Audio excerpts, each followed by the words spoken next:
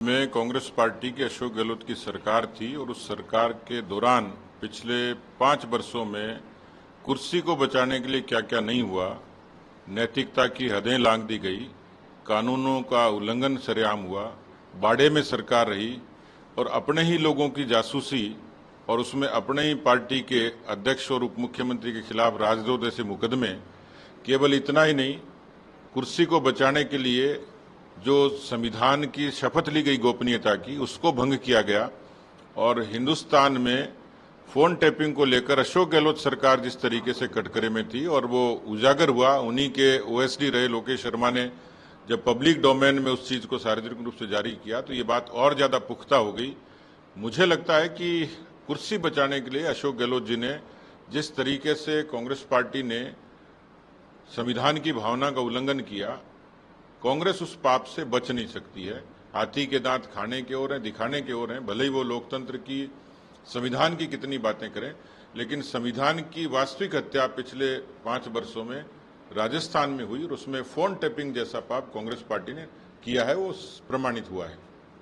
हरियाणा विधानसभा चुनाव को लेकर आपकी क्या तैयारियां हैं? हरियाणा में पिछले 10 वर्षों से भारतीय जनता पार्टी की सरकार काबिज है और केंद्र में भी 10 वर्षों में सरकार रही। इन 10 वर्षों के कालखंड में जो बुनियादी विकास हरियाणा का था उसको ताकत मिली।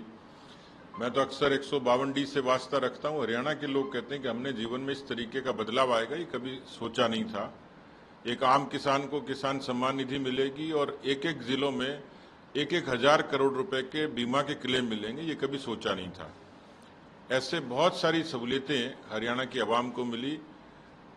बिना खर्ची और पर्ची ये मशहूर हुई क्योंकि हरियाणा की सड़कों पर भर्तियों में भ्रष्टाचार की बातें आम होती थी, एक अराजकता थी। उससे सरकार भारतीय जनता पार्टी ने निजात दिलाई। एक पारदर्शी और ईमानदार सरकार भारतीय जनता पार्टी ने दी। भारतीय जनता पार्टी का संगठन वहां धरातल पर पुष्ट है।